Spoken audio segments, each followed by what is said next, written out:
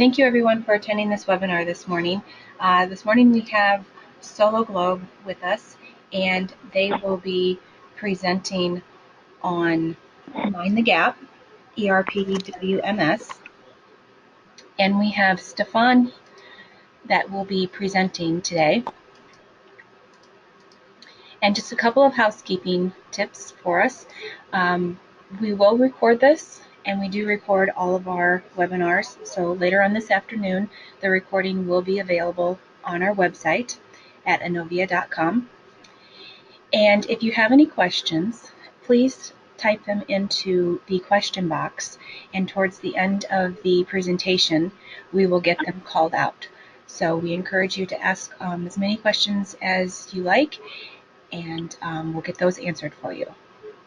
So I will turn it over to Stefan, and he will begin our presentation. Hi everybody, I hope every day's going well so far. What we want to focus on today is we're going to be looking at best of breed WMS solution that integrates with the Dynamics products. And the key focuses that I'm going to try to cover today are really looking at inventory processes and different types of control of inventory within a warehouse or distribution or a manufacturing facility, the outbound processes and the different types of reporting processes. A WMS does have more broader applications than just these ones, but these are some of the key points that really we found over the years that have assisted Dynamics family operations to excel in the supply chain organization world. So with inventory, we're going to be looking at the concept of tracking in real-time inventory from the time it arrives in the warehouse to the time it leaves. If you're doing any type of manufacturing or kitting processes, the concept of tracking raw materials into production or work cell areas, and then creating the finished good, and then doing the visibility of being able to see what went into finished goods and vice versa, what were the raw materials that went in to make the finished goods. So the back and forward traceability concept, and then just quality control of your inventory while you've got it throughout the supply chain. Stock counting is another process, and then just looking at the item slotting within the warehouse of different concepts of how to make sure your inventory is slotted properly within the organization to make sure that you're using the most efficient space of your warehouse. Outbound, some of the big controls is order management. Now, with order management, obviously in the Dynamics product, you also have the concept of managing orders. Really, when we talk about it in the warehouse, it's really looking at it from a logistics perspective and really trying to make sure that we're getting the inventory and getting the orders out in the most efficient manner that match what the logistics needs are in the warehouse.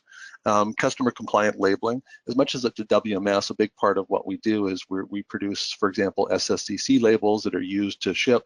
And with that, based on order types and different types of things, we can actually trigger different types of labels and different types of reports. So e-commerce or omni-channel distribution is becoming key for a lot of companies. And with that also comes the need of having very specific labels to make sure that they're meeting their customer requirements and compliance needs to get that kind of stuff out, from the shipping labels all the way down to having very specific packing slips that actually look like the different customer that they're shipping on behalf of. And then picking efficiency obviously is key in any warehouse, making sure again that we're looking at the whole set of orders that are in the warehouse and making sure that we're reducing the number of touches in the warehouse, and then also just making sure all the picks are getting done efficiently. We see a lot of customers nowadays, the orders, as long as they're in by 4 o'clock, they have to be out the same day. So really it becomes key for warehouse operations to make sure that they are doing the picking efficiently throughout the warehouse. And then another big one that goes along with picking is the concept of packing. So a lot of times there's benefits in, for example, zone picking. So you might have multiple people picking from different zones within the organization, but now in turn, you've got to go through and then consolidate those at a packing station or consolidation area, for example, if you're doing full processes throughout there. Sorry, I just got to close something here, and I'm not sure. Oh.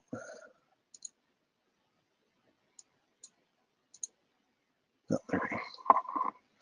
Sorry, just have to move that aside there. And then loading. A lot of times, from a load perspective, if you have your own fleet of trucks, or even if you're using a lot of LTL carriers, a lot of times it's very efficient to be able to assign dock doors and everything like that, and make sure that you can get the inventory picked and staged at the right locations in the warehouse to make sure that you can efficiently load it and then ship it to your customers.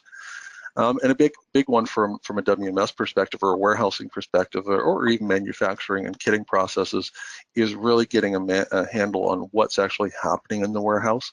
So from our perspective, we call it performance dashboards, but it's really KPI reporting. So in other words, what's happening throughout the day, what's going on within the warehouse, who's doing what, and all those different types of pieces that go on within the organization. So here, I'm just going to start with the one key thing for us is just making sure everybody understands. So the real concept with the best of breed WMS is we want to track inventory throughout the supply chain, but really from a WMS perspective, one of the big things is to make sure that we're tracking it within the locations, at the locations that they're at within there. But that absolutely also has the ability for us is to go across multiple different facilities. So if you have multiple different sites where you're warehousing, the concept of tracking inventory in each individual site, but then also tracking the movement from one facility to another. So the example might be you actually do production, so you've got a production facility, which in turn sends stuff to 2 or 3 different DCs. So again, just that ability to see the inventory at individual locations, but then also when you're putting it on what we consider transportation equipment, make sure that we can see the in-transit visibility of where that inventory is, and then when it arrives at the other site, be able to unload it or basically receive it against a transfer order and get it into your facilities, and then in turn also be able to track and make sure that we know once we're picking stuff and sending it to customers where that inventory is actually going to the customers.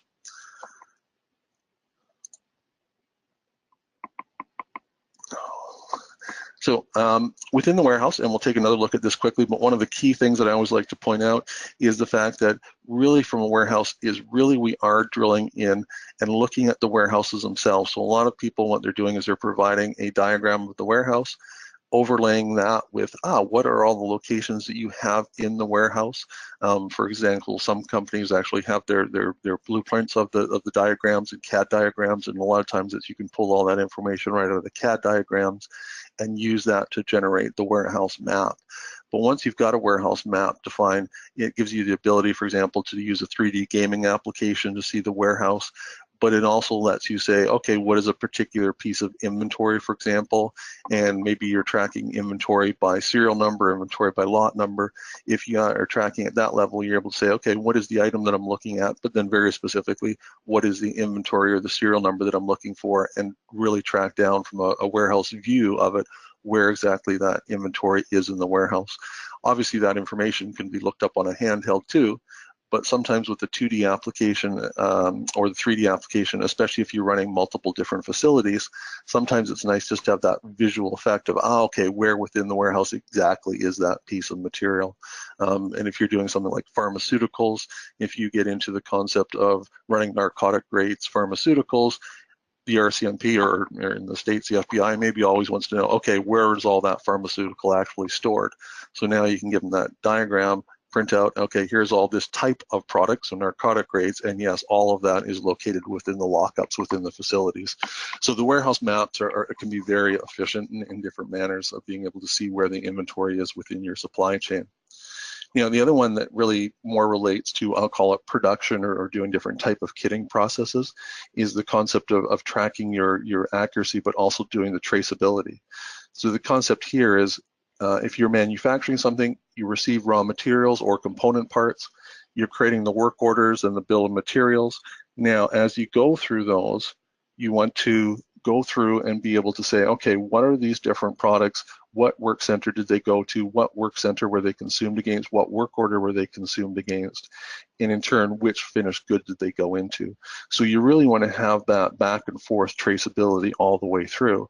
And then at the end day, you want to be able to say, okay, where were all these parts actually shipped? So in other words, where were the finished goods shipped, to what customers they were? And if there's ever a recall scenario, really be able to drill back into the information to see that type of stuff. Now here, really what we're just looking at from a high level is the just the concept of being able to say, Sorry, all these little boxes just won't, there we go, okay. So here we've got the concept of showing the different finished goods that have been produced. Once you've produced those, what were the different raw materials that went into it, down to the fact that if you're doing multi-level bill of materials or component manufacturing, you would see the one level, and then based on those components, what actually raw materials went in to make the components which went into the final finished good. So you've got that full traceability. And from here, once you've run your traceability, you have the ability really quickly to change a condition. So in other words, put everything on QA on hold. So it's all on hold, so you cannot use any of that product until you've actually figured out what the actual initial cause for the recall was. And you're also able to go in with the generate report and able to really find out what's actually going on with the products and where they've been shipped to and the different customers that they've been shipped to within the organization. And then just from a flow within the warehouse, this diagram I just wanted to make sure. So a lot of the concept it really is you have work orders that we're producing stuff, and then we've got finished goods. So the real key is within a facility, you're really able to say, okay, here's my raw materials. I've received those. I've got those stored in the warehouse. I've got my work order that I'm going to pull, and this concept would be a multi-level bill of materials. So in other words, I'm making two different components at two different workstations. I make those components. Those components could either go off to storage, or those components could be directed to the final staging area, the final production area or work center, where you're going to produce that final finished good. And then in turn, the finished good again could go back into storage, or if you're actually producing directly for a sales order, it actually could go directly to a staging location to be picked and then put onto a truck. So from a manufacturing standpoint, there really is, I'll call it full work orders. So in other words, I'm working and then let's say producing something that's food. I have to make 2 or 3 different types of mixes before I actually produce the final good. But with the Dynamics family products, there's also the concept of kitting. And a lot of times that's more of a single level bill of material where it's like, okay, I've got this, I just want to do this, I want to do this, and I want to do this. And within each one of those, there really is that concept of, am I building to stock or am I building to order? So in other words, in some scenarios, yeah, you know you've got this need and you've always got that. So you can just build to stock, or you're just sending it once the product is outputted, you're just putting that into storage and actually picking against that. Whereas in some scenarios, and more a lot of times it's custom when you're doing something custom for a customer. Yeah, I'm very specifically making this. This is the BOM that's based on the production run that I'm going to do for this customer. Let's do this. Now that stuff is actually produced and it's really allocated and goes into a particular sales order against that. And with the inventory tracking, the key ones in most cases are lot number and expiry date, but their production date's also important. But then in turn, some of our companies are actually doing serial stuff. So for example, they're producing computer servers, and in turn, yep, the server itself has a serial number, but then each hard drive, for example, in that server has its own serial numbers that you want to be able to track. Another big one for us, quality control management. In turn, really, again, from a warehousing perspective, we're dealing with materials at a time. So a lot of times we can change the condition of inventory within the warehouse, but we do not have to actually have it in a specific location within the warehouse. So in other words, in the bin, we would change the status of the inventory to, for example, QA on hold, which really identifies I cannot allocate this against an outbound order or against a work order, and I cannot ship it or move it into a production cell, right? So it really is, there's something wrong with the inventory. I've got the condition. Within the condition, I can have different reason codes of why we set it to QA on hold, but it really gives you that flexibility to have the visibility. And what we're seeing a lot more nowadays in warehouses is we're seeing people use tablets, and then we're also seeing people use a lot more of the smartphones, for example, with Android operating systems. And the one example with an Android operating system, you're able to bring up the camera function, able to take a snapshot and record that. So a lot of times when you go down the quality control concept is, yeah, there is something, there's a shipping damage. Now I want to take a picture of that, because when I send that to make an insurance claim or send it back to the shipping company to say, hey, the product was damaged, I want that image of what the actual damage was just as a backup and as an audit trail for what that proof is. And within the system, there's also the concept of what we call checklists.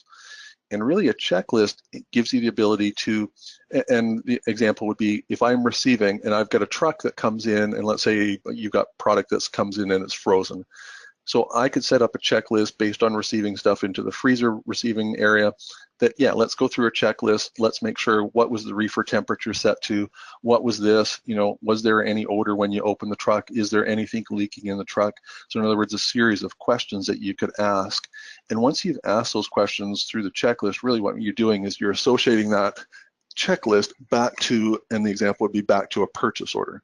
So now at any point in time in the future, if there are any questions, yeah, you can drill back to the receipt and back to the purchase order, and then you can see, yeah, here was the checklist, here's who actually did it, the date, the time it was done, and here was all the responses that were actually done on it. So again, it just gives you that extra trail and that extra audit trail of what's actually going on within the warehouse as far as the actual quality of the product goes. Another big one from a NAV perspective just is a cycle counting concept. So here, a lot of times we're looking at, for example, ABC classes, and we can automate. So in other words, let's say every week you count all your A products. So we can automate and trigger what would be considered the inventory count tasks for all of my A class. And in theory, yeah, every Monday I should be doing it. So it's just looking for all of the products with A, making sure the last cycle or last count date was the week before, and then triggers a new one. And maybe B class is done every quarter and C class is done every month. The concept, though, a lot of times with cycle counting, though, is we'd also, for example, a lot of our operations to say, okay, we know that it approximately takes 2 days to count every aisle in the operation. So a lot of organizations will just say, okay, we're just going to create counts by aisle. So now they're just methodically counting each aisle by week by week by week. So in other words, you're making sure that you get every single location within the organization. Because in essence, sometimes ABC classes could pop people all over the warehouse to different locations, to different areas to do that.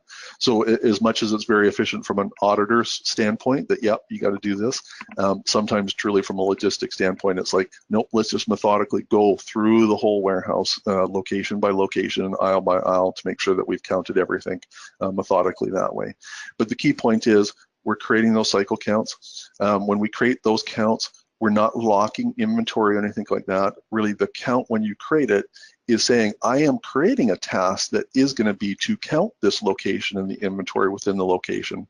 But it really isn't until you're physically in front of the location that the actual count is done. So the concept is, 2 minutes before a count is done, you could still be doing a receipt to a location, or you could still be doing a pick from a location. So really, we're not saying, okay, when you're creating these count tasks, you're really locking the inventory for any period of time. It's just creating those tasks. And now in turn, when you get to the BIM, that's when the actual inventory task is done against what the system believes is actually in the inventory locations. So you go through that and go through those processes. We do have some companies that still do wall-to-wall or physical counts. With the WMS, typically one of the goals is to get rid of the full physical counts and get people into a process of doing just regular cycle counting processes. But a lot of times wall-to-walls are mandated by an audit company, and a lot of times it's because it's a publicly traded company. So they have to do those. But even with those companies, we find the majority of the companies after the second year, not necessarily the first year, because the audit companies are still quizzical about, okay, are your cycle countings really that good? But typically by the second year, if our companies are doing their cycle counting on a regular basis and making sure that stuff is being done correctly, usually by the second year, if you're basically able to back up what you did the first year, a lot of the audit companies will say, that's fine, as long as you keep doing what you're doing with your cycle counts on a regular basis, we're not going to mandate that you do your full physical on a yearly basis.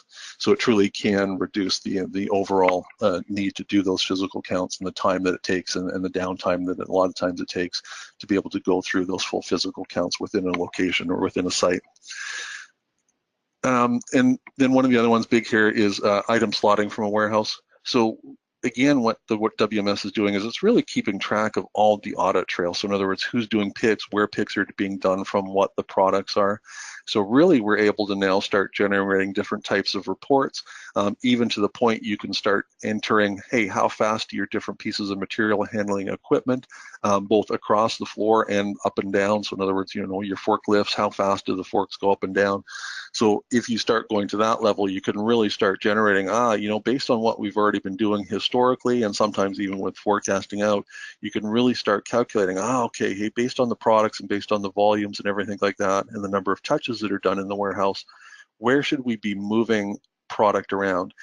And one of the bigger examples is sometimes with seasonal. If you have products that are seasonal within your facilities, that ability to really start saying, okay, hey, you know, when we get from when it's whatever winter going into spring, we want to reslot that warehouse.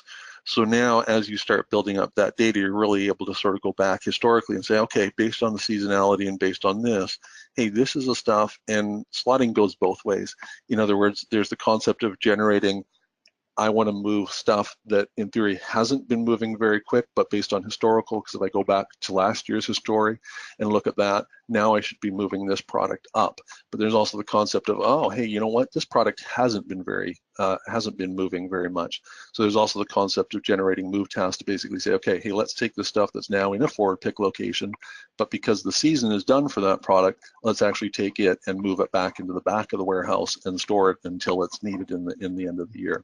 So it's really that concept of being able to look at what your inventory is, but also be able to look at what your warehouse is and how it's laid out and how the slots and different bin locations are laid out, and really start to be able to suggest, hey, you know what, maybe it's more efficient to move this type of a product, or you might even have a location for it, but maybe it's time to, hey, you know what, we've realized just by looking at the information that, you know what, maybe let's make a second location for the same product, because that truly is a fast moving, high quantity moving product. So let's actually make 2 primary pick locations for that instead of just having 1 for it.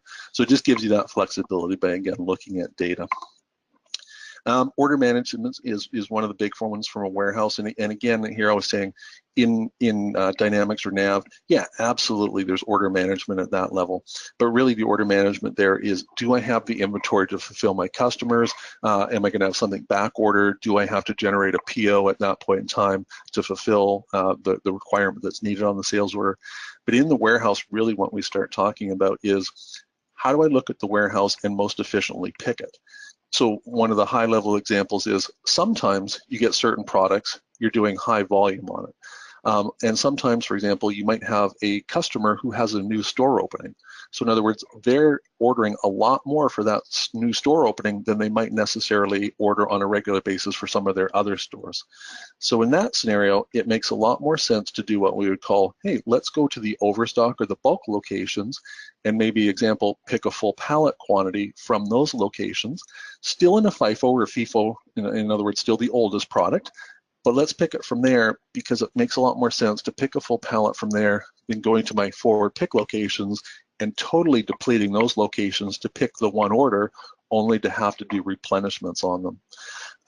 And with that, also said, it's one of the big concepts, and I'm going to pick on the food industry here. A lot of times in the food industry, you've got dry storage, you've got freezer locations, and you've got refrigeration. And the guys in the freezers, they've got their big coats on. So in other words, looking at a single order based on the products that it has on it, you can actually now start saying, okay, I'm going to produce what we consider different picking lists. And now one is going to be, yeah, here's the pick list that the people in the freezer are going to do. Here's the one for people working in the refrigerated area going to do. And then here's the stuff that's coming out of dry storage. But with pick lists, you can also, for example, just start looking at the volumetrics of your information and start saying, okay, I'm going to look at the total number of lines, and I know based on the cube that this is how many different, for example, how many different pallets I'm going to need, or if it's a smaller product, how many different totes that I'm going to need to pick, or different boxes that I'm going to need to pick. So now we can start calculating and say, okay, hey, you need this many number 2 boxes, this many number 5 boxes, and stuff like that, to make sure that now you can pick right to a finished shipping carton, do your picks into those. You still might have to put some dunnage in it at the end of the day and put some packaging in and finally close the box. But I want to do that. And also even the concept of, if you have, for example, if you have a product that when you pick it, you also ship it in the same box. A lot of times, and especially if you integrate, for example, with a TMS system, and let's say you're doing UPS shipping. So a lot of times it's more efficient to basically be able to say, okay, I know these are case quantities, and when I pick a case quantity, it's also what is going to be shipped with UPS.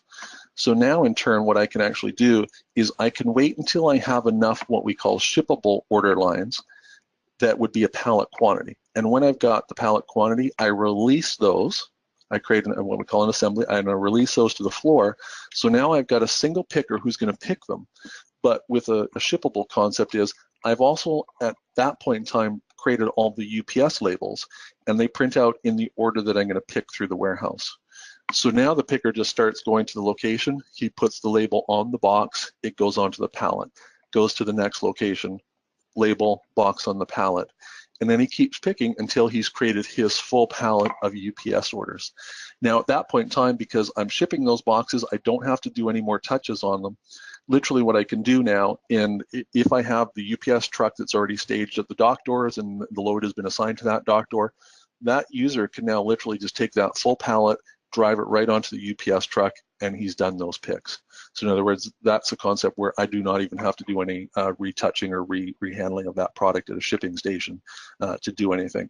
So a WMS, again, is really looking at order management from a logistics standpoint. So in other words, how do I group orders together, which is the concept of waving and creating waves and loads.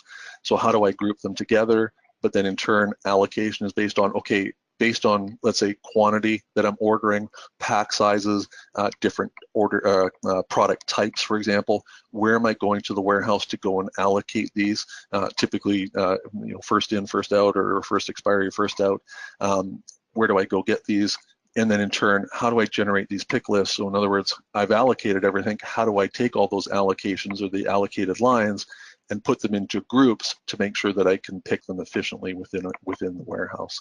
So really, it's the logistics order management that the WMS really takes over. So in essence, it's an extension. So again, NAV or the ERP has great order management functionality from just making sure you've got inventory available for them. But the WMS now is just saying, okay, within the warehouse, how do we make sure we pick that stuff efficiently? And one of the last ones here, just before I actually start showing you a little bit of product, is the concept customer compliant labeling. We talked about it really briefly earlier. But again, a part of a WMS is the fact that we always have to produce some kind of barcode or some kind of labels for different things anyways. So a lot of times, again, we're seeing a lot more e-commerce and a lot more omni-channel distribution, where we're seeing the fact that, yeah, I've actually got to produce specific labels. So for example, here I've got Amazon as the example. So if I'm shipping into Amazon, right, a lot of times they want a very specific Amazon label with their APIC number on it and different pieces of descriptions. They want a very specific packing slip if you ship directly to their customers on their behalf. And even to the fact that if you're shipping to their customers, they want it to look like an Amazon shipping label. So they have very specific information that's on that that's going to look like, hey, this is the Amazon compliant. With Amazon, there's also the concept of there's two kind of difference with shipping to Amazon. There's a difference of when you ship to a customer on behalf of Amazon, but there's also the concept a lot of times that you are actually shipping to one of the Amazon fulfillment centers. So even within Amazon, you could end up with different types of labels and different type of packing slips, depending on, hey, am I going to a customer or am I going to that? But it's really becoming a lot more commonplace that, people are shipping on behalf, or it looks like they're shipping on behalf of other companies. And when they do that, yeah, I want to have that company's logo on it. I want that pack slip to look like the pack slip that if they actually did ship from their own place, it would actually look like the exact same pack slip that they're able to do. So really the WMS and looking at order types, for example, so in other words, the ship to or the ship via, right? There's all that kind of information that can drive the concept of, okay, for this order type or this order, this is the packing slip. These are the labels that I need to produce based on the customer, for example, the ship from that is being looked at, which would be a different customer throughout the organization. And in the picking efficiency, just to reiterate, all different types of batch picking. So in other words, I could have the concept where, and I'm just going to use a round number here. So I've got 10 orders. I want one person just to go pick all the products to fulfill 10 orders. And sometimes the example is with this, it might be because I've got fragile materials. So I just want to go get all the stuff. I'm going to bring it to a work center or work area. And at that point in time, I'm now going to start saying, okay, hey, product A. Now product A might be associated with 2 orders. So once at the packing station and I can start wrapping it fragile, I can now take that, put it into the different orders throughout the organization. A cluster pick is similar, but a cluster pick is really the concept of we want to try to have somebody, again, pick 10 orders, for example, but they're actually going to pick into a final shipping container, or sometimes it's, for example, plastic tote. But in other words, I want them to go pick and make sure as they pick, they separate all the different orders. And then one of the key concepts with a cluster pick is also the concept where you get some of the benefits is sometimes I might have multiple orders that have the same products on them. So when I go and pick that product, I'm going to send the person to a location once, but then in turn, I'm now going to tell them, oh, okay, you went to this location, the total quantity was 10, but hey, 5 in this order, 5 in that order. So I'm really able to break it out. And then zone picking, we've already kind of touched on from a high level. I could split out orders that based on, hey, is it dry storage? Is it refrigerated? Is it a frozen order? How do I make sure that I've gone through those? So again, just the picking efficiency is key to what a WMS is going to give you and make sure that you've got within the system to be able to look at. Sorry, I just saw something blinking, but not sure what it was, so I'll just close that. And then packing and consolidation, just kind of to finalize that one. Again, it's that kind of concept. Sometimes you've picked from different zones, and now really I want to be able to say, okay, I'm going to take stuff that's from pallet 1 and move it and put it onto pallet 2 or vice versa. And it's really that ability to move around those products, because sometimes I pick from those multiple zones, but when I ship, I just want to ship one complete pallet to a customer and have it, and again, not even from a customer, but from an LTL perspective. So it's much easier just to put one pallet onto the LTL truck versus having 2 or 3 partial pallets. And pallets is one thing, but there's also the packing station. So for example, some customers, they deal with small products. So at a packing station, that same concept, I could scan a tote. And maybe let's say if you're in the hardware industry, you've got a lot of really heavy product. It's all metal, it's all heavy. So now in turn, I've got a limit on how much I can put into each box that I actually ship.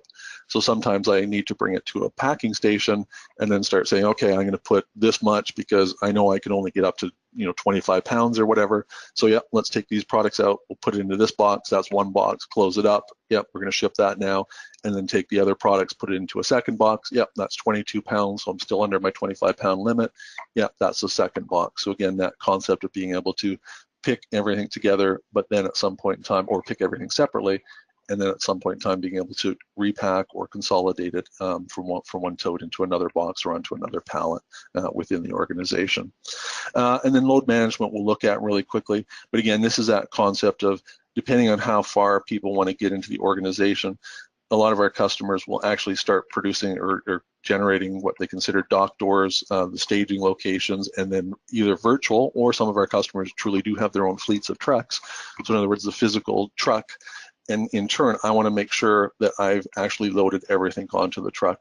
So from a high level, the concept would be if I've got everything assigned to, let's say, UPS order or a UPS load, now in turn, I pick everything all day long, but before the trailer for UPS actually gets delivered or shipped, I'm going to do a verification, and when I try to ship it, if there's still something that's sitting on the receiving dock or maybe sitting in the staging, the UPS, staging lanes, the system can tell me, you're still missing something off of this truck. So now one of the users on a handheld would look it up, go, oh, yep, there's still something sitting on this dock door over here or in the UPS shipping area. Let's go grab that container, put it on the truck. Once that's done, now I can close the truck and deliver the whole orders and everything is done. So again, just the load management really gives you that final level of assurance that everything that was supposed to be picked today and everything that was supposed to be shipped today has actually been put onto the trucks and is actually out the door and on the way to the customers throughout the organization. And here I'm going to go back to this one, just load or performance dashboards, but I'll show you a visualization of this one. So I'll stop there. So what I'm actually wanting to do now is I'm actually going to dive over to the actual product itself and start looking at the product and giving you a high-level understanding of the product itself and what's in the product. So here, what I'm going to point out to start with is there's two, I'll call them interfaces that we have within the application. The first interface is really from a high level is what we call the standard user interface or the desktop user interface. We are a web-based application. And in this scenario, I should have been using Explorer, but I'm actually using Chrome today. So I've got Chrome up here. So in this scenario, I've got different menus across the top that I've got availability. So supply chain, which really starts talking about the setup of the warehouse, different equipment type, different container types, but then also inventory, which is absolutely key for a WMS, but then also inbound operations, for example, purchase order, customer return orders. From a nav perspective, that would be a sales order, return order, transfer orders if you've got multiple sites and you're shipping stuff between the different locations. Shipments typically relates to companies that are doing ASN inbound shipments, for example, from the Orient, they're bringing in a container. And a container could be 1 PO total quantity, but a lot of times a shipment actually represents products that are on multiple purchase orders, in some cases from multiple different vendors if I'm using a broker overseas. So the broker's actually getting shipments from different vendors overseas. They're basically creating that container, putting it on the water. So the shipment really could represent multiple POs from multiple different vendors and either a full quantity or partial quantity. But the key to a shipment typically is, hey, what's actually in the ocean container, regardless of who it's coming from, what the different quantities are, and what the different POs are. And then receipts gives you that. So warehousing is, for example, your inventory counts, different moves. So there's really all the different process tabs. Now here, what I want to do is I'm going to pop up this little application here. And what I'm going to say here is, this is the application that actually runs on a handheld or a mobile computer in the warehouse. So, and when we say mobile computers, that could be a traditional brick on a stick. In other words, a more ruggedized industrial strength device. But a lot of times nowadays, and this is an example, this actually is the Android. So we do Android, but sorry, we also do Windows. I should have pointed that out. So Windows operating systems, but also the Android. This one, just because it's actually a little bit easier to load onto a desktop to show for a demo, this is actually showing you what the Android device would look like. With that said, the Windows one is very, very similar. The font is just a little bit different, but the layout and what you actually see on the screens is very similar in the Windows application there.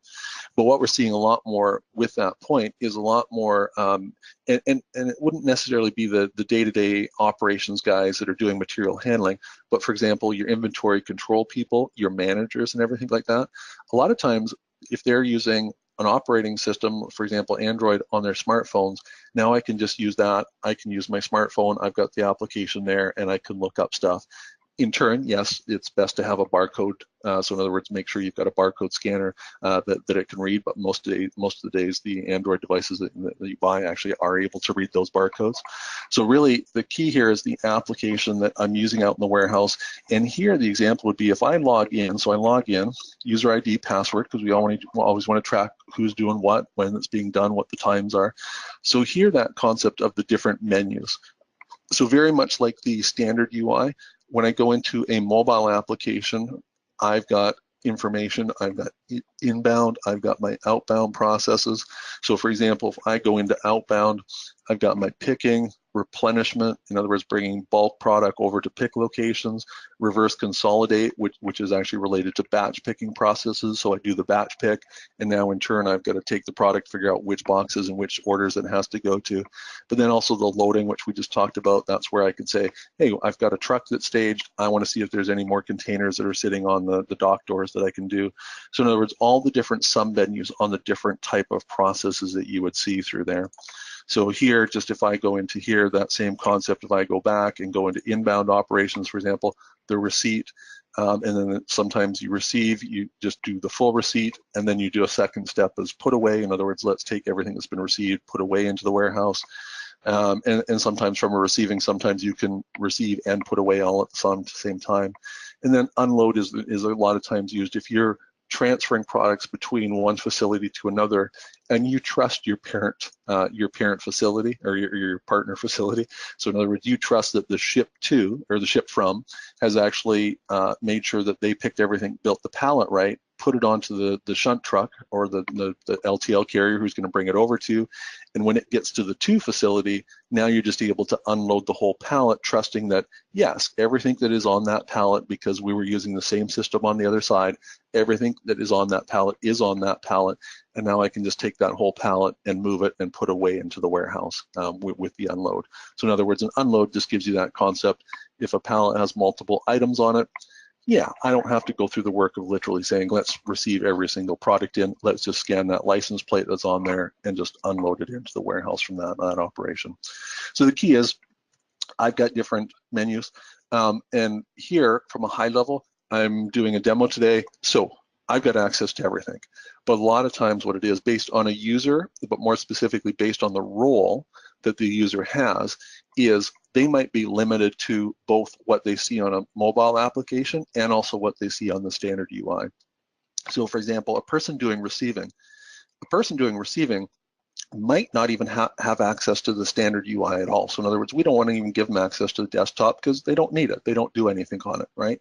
Their job is just a truck arrives at the warehouse, let's get stuff in, let's get it received in and go from there. So for example, they might just have information inbound, and maybe they do some cycle counting every once in a while. So in other words, we can limit what menus and in turn what submenus they have within the organization to make sure that they're focused on their job and only their job. Okay? Another big one, just from a high-level setup standpoint, is the concept of different sites. So here we absolutely support multiple sites throughout the facilities or organizations. So if you've got more than one physical warehouse, right, and a lot of times I'll say a site more specifically, it is typically a physical address, but every once in a while there's a concept of you might have two physical buildings, but they're in the same city, for example, or in the same town, or literally just next to each other. Sometimes in that scenario, we treat them as a single site, but we just zone them out. And it just makes, for example, replenishments and different things, different processes a lot more easier to do if you treat them as a single site. What I would say that the main scenario there is typically it means those two sites are in very close proximity to each other. And a lot of times I'll call it the ship to address that you would see on shipping labels is standardized to just one of those location sites because that is the main building within the town or within the city that you use. But a lot of times if you're shipping from one side of the country to another, then it truly is different sites. And the concept is because you're truly creating formal transfer orders, you're truly saying, okay, yeah, I need an LTL carrier to come. So I truly am creating that transfer, creating that bill of the bill of lading that has to go onto the truck. You're creating pack slips and everything like that to do the full shipments. And then in turn, it takes a couple of days in transit to get to the other site. And then at the other site, they truly are doing an unload or a receipt of that product at the other site. So sites are really typically physical addresses, but again, every once in a while, there's an exception. Now, within each site, you get the concept of setting up your different zones, right, by yards or just all locations. So zones for us are really kind of a high-level categorization of where's the warehouse, how's it laid out, and stuff like that. And within each zone, you can have the different locations. Okay. Now, here, what I wanted to pop to really quickly is just this concept again. We talked about it earlier, but I just wanted to show you here. So again, and this isn't not all of our customers do this, so you don't have to do this. But again, sometimes it just gives you really nice representation. So here, what I just wanted to point out here, a lot of times, one of the concept is also when you look at the warehouse map, for example, here, you might see different lines on here. So the concept here is if you set up this, and now you've got let's say a new operations person that comes onto the team. So now they want to take a look at the warehouse, and the lines in concept might represent, okay, this is how, if we were doing a pick, for example, this is the routing that we would generally send people through the warehouse, or if we're doing putaways, or if we're doing cycle counts. So not only does a warehouse map really say, okay, here's all the actual locations, it also a lot of times will represent, okay, here's different routes that we would do and stuff. And it really just helps representate what the warehouse is and how different operations might work within the warehouse. Now, once you've defined a warehouse map, there's the different uses that you can do. And the one concept is I've gone to an item master in a search page, and here I focused in and I searched for a very specific product. So here, if I drill into the product itself, from a high level standpoint, you still got the traditional view of, okay, here's all the different locations that this inventory is in. Here's the different quantities. Here's the different conditions. But if we're looking at the warehouse map itself, I also have what we call warehouse views. And right now, if I hit search, now I'm going to be able to see, based on that warehouse map, where all those products actually are, sort of in a two-dimensional view of what the warehouse. Now here, we consider it sort of heat map. So in other words, if I come over here and put my mouse over the different heat map things, and for example, 4, which is yellow, it really says, okay, it's looking at what we call the base unit of issue in this scenario. So it's saying, okay, based on the base unit of issue for this product, these are locations that have between 3,200 and 3,600 in them. So when I highlight that, you'll notice down in the map itself, it just now says, okay, just show me those locations. Where if I come down to orange now, it's just going to show me, okay, where are all those locations that I have between 1,600 and 2,000, right? So I can focus in on that. And the last point I'll just make here is I just want to focus on, if you watch this bottom left corner here, if I actually go onto the map itself and then go up an aisle and then hover over a rack segment, in that bottom left corner there, what it's actually basically saying is, if I was standing in front of the rack, this rack itself actually has 5 locations, and then the inventory is actually in the first pallet position on the top rack. So it's kind of giving me that visualization of not only where it is from just looking down at a 2D dimension, but if I now go over it, now it's going to say, okay, here's the actual upright, here's actually the position that it's in within that different location. So it really lets you drill into that specific stuff. Here, one of the key things is the ability to use searches. So here, for example, right now it's just site, but a concept is I can add more search fields, and this applies to not only this, the warehouse view, but any of our screens that you see throughout the application. I can add different search criteria. And one of the examples is if I just go to the different heat map reports or warehouse views, if I pick the one that says picking location popularity, so again, it's a warehouse view, and you'll notice now here different search criteria. So I could enter this and do different things. Now, this is just a demo database, so this isn't going to be great data. But here the concept is now a picking a location popularity report is really looking at the system and saying, hey, where were all the pick lines for? And in theory, if this was a production system, and in theory, this is your shipping docks, right, or where you ship from, in theory, in your production system, all of the main ones, in other words, the high numbers, should all be close to those shipping doors. So in other words, all your fast-moving product, you want to reduce the number of movements that you do and the amount of travel you do in your warehouse. So the theory is the majority of your pick line should be done from that golden zone within your warehouse that's closest to the shipping door. But an example is with this particular report, this is where you might all of a sudden, you might see one location way off in a back corner that all of a sudden has a really high number based on the heat map. And now it gives you that ability to start drilling in and saying, okay, what actually is that product that's back there that we keep sending people to go pick? And that might be an example. And this is a really simple way of doing slotting within your warehouse.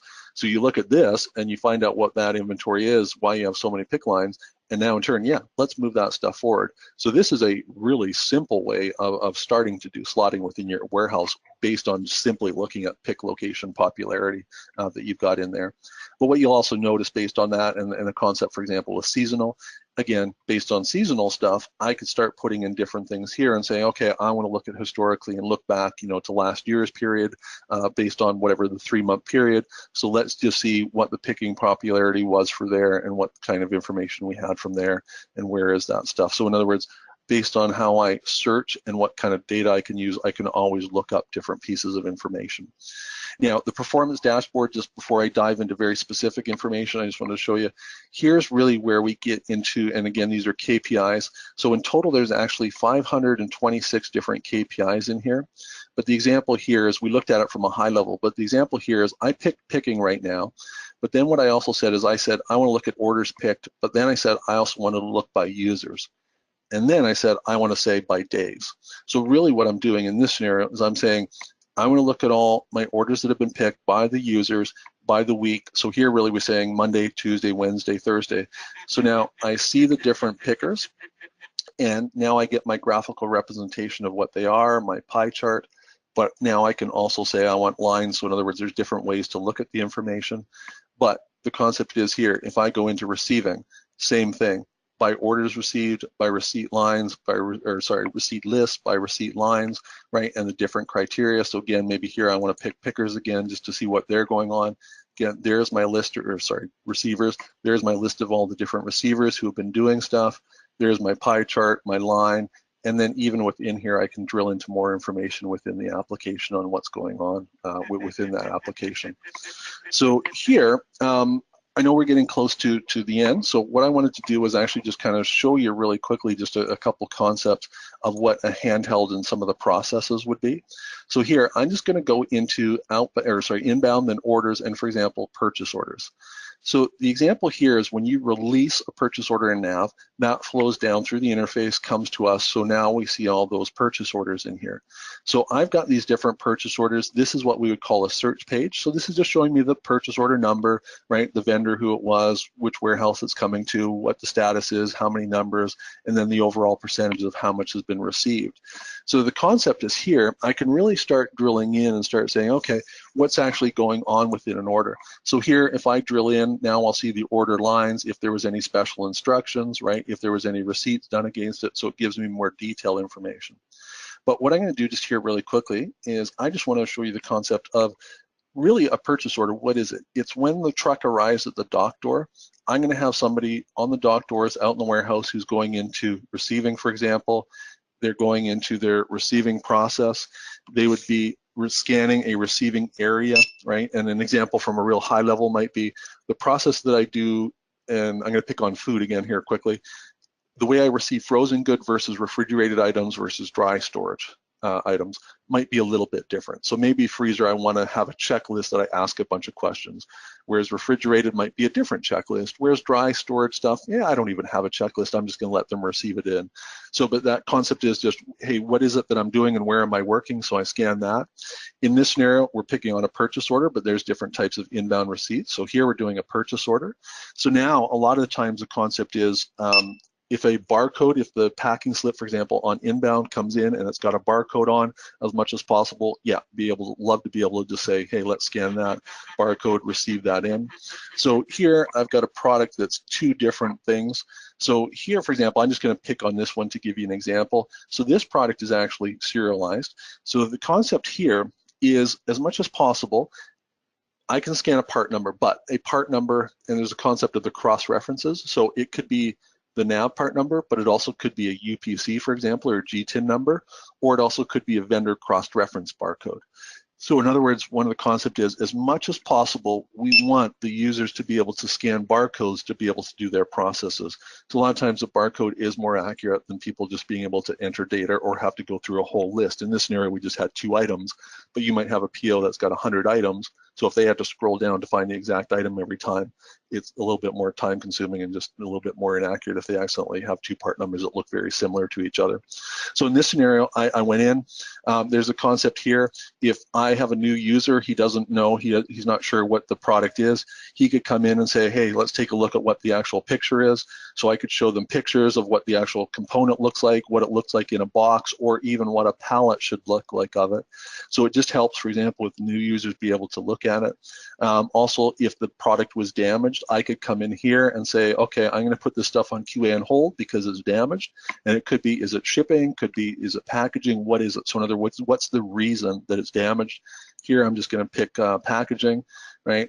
And then there's also other concepts of receiving by different UIs, and sometimes you want to print new labels because maybe the product came in and it doesn't even have a label on it at all, a barcode label. So at this stage, hey, let's actually add a barcode label to it. So now throughout the rest of the supply chain, I've got that. So again, you could reprint those labels. So here though, I'm just going to receive 2 in. And now at this point in time, because this is a serialized product, this is a concept where now I would be prompted to enter my serial numbers. And here across the top, you'll start noticing red or green, in this scenario green. And this message is actually telling me I entered 2, and I'm saying captured complete because I know I've entered 2 serial numbers and the quantity I entered was 2. So in other words, we're giving you messages, but the concept is here is always, we're telling you, we're asking you a question, we're basically giving you some information of what you can see, and then depending on what you enter, we'll give you either a good message, in other words, hey, that worked, it didn't work, it's a warning message, or it's an error message. So either green, yellow, or red, depending on, was it good, was it a warning, or was it an actual error that you actually did at that point in time. So here, I'm just gonna hit enter and just say, okay, we've got that. So now I could either put it onto what's called a license plate, so in other words, an item license plate, or a container, or a pallet license plate, for example, and do that. And then the last thing I want to point out here is one of the big things that WMS can also start doing for you is doing what we call suggested or put away locations. So here the system is actually, and in this scenario, it's actually looking at what we call forward pick locations. So in this scenario, it's actually saying, hey, you know what, based on the put away rules that we defined, is we're saying that, hey, you know what, the system says there's 5 products of this particular one that if I went to a forward pick location, I could top up that forward pick location. And if I top it up now, it's just going to reduce the number of replenishments that are done by another material handler at a different point in time. But put away rules are very robust, very flexible. So you also could, for example, say, I just want to look purely at volumetric data and put it there. Now, in this scenario, just because I know we're getting short on time, I'm just going to finish the receipt on this one. And here I'll point out the fact that now there was 2 ordered. We actually received 2, so we've got that in. And the concept here is now there's this receipt close in the top link section. And this is the concept where this would be the interface transaction. This sends it back up to NAV to say, okay, now here is the quantity that I've received into the warehouse. So here I'm just going to pop up just to finish up, because I'm going to leave a couple minutes for questions here, is if I just kind of refresh this, what we'll see now in here is I'm looking back at the standard interface, but now we see that a receipt line has been actually created. If I drill into that receipt, right, here's the 2 serial numbers that have been added. Here's the inventory item. So right now it's still sitting at the receiving dock 4, and it was 2, and this is where we see, we put it on QA on hold. If I go into the inventory instance itself, I start seeing more information on it, right? Historical information here, because it's a lot number, there would be my serial numbers. But I also start creating all kinds of audit trails. And these types, and I'll call them events, but these are actually what are used in a lot of those reports, the performance dashboard reports, to basically say, okay, what's been happening, who did it, the date it was done, the time it was done, and everything like that. So again, we're creating very robust audit trail reports to be able to report on, so you can start seeing that kind of information. Now, I know I've left it to 11:57, and there's a lot more we could talk about, but I know we're almost up with the hour. So what I want to do just the last couple minutes is there any questions that anybody has out there that they wanted to ask very specifically? Yes, Stefan, I do have a question that came through. What size scope of business is solo chain WMS a good fit for? Small to medium businesses, I would say, is our core. But for example, Domino's Pizza, we do. They've got 20 plus distribution centers and 3 or 4 different manufacturing centers throughout the U.S. So they're a larger organization that's using the application. But I would say our core component is what I would consider the SMB marketplace. Okay, great. If anyone else has any questions, please type them into the question box and we will get them called out and answered for you.